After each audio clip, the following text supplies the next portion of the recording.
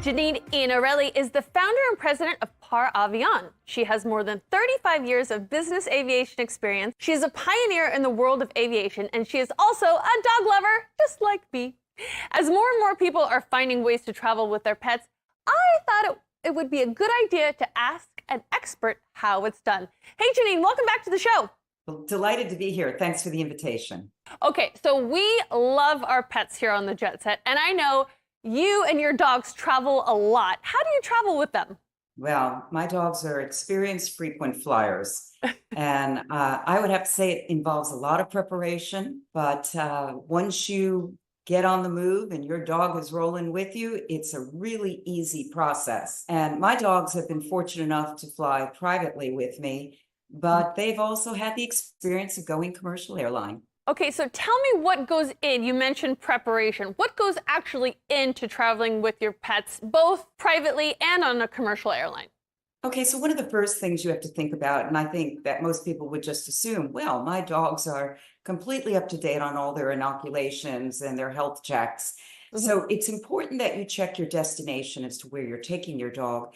And you have to remember you're crossing state lines. And so usually you need a health certificate from your veterinarian completed within X amount of days of travel.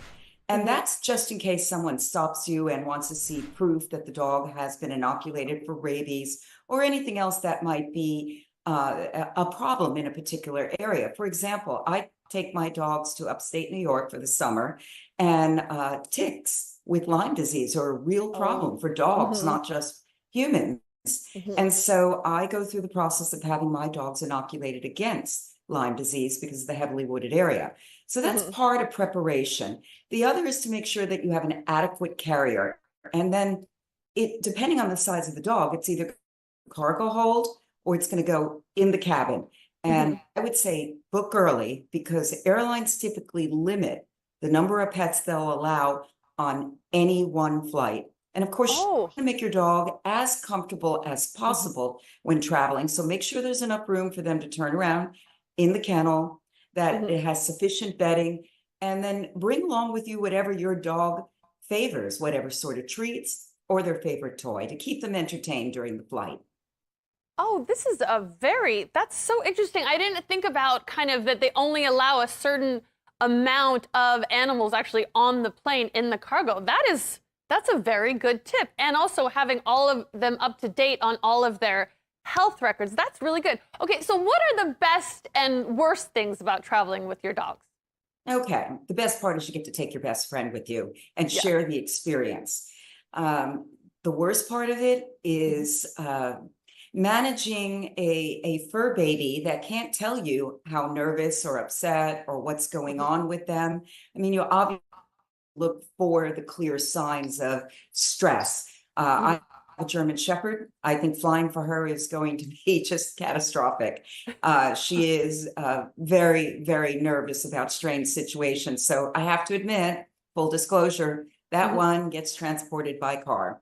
And I have a miniature dachshund who absolutely is a people person. And so the airport experience is a wonderful experience for him. And if you have a dog in the cargo hold, I know how stressful that is because I have transported large dogs via commercial airline. And I have basically driven the flight crew nuts, making sure the dog got loaded, the dog is safely aboard, and that we're going to the same destination. Well, Janine, these are all very good tips. Thank you so much. Where can people go to learn more about you and Par Avion? Well, I think our website is the best resource in which to learn more, and that's www.paravionltd.com. Thanks for joining us, Janine.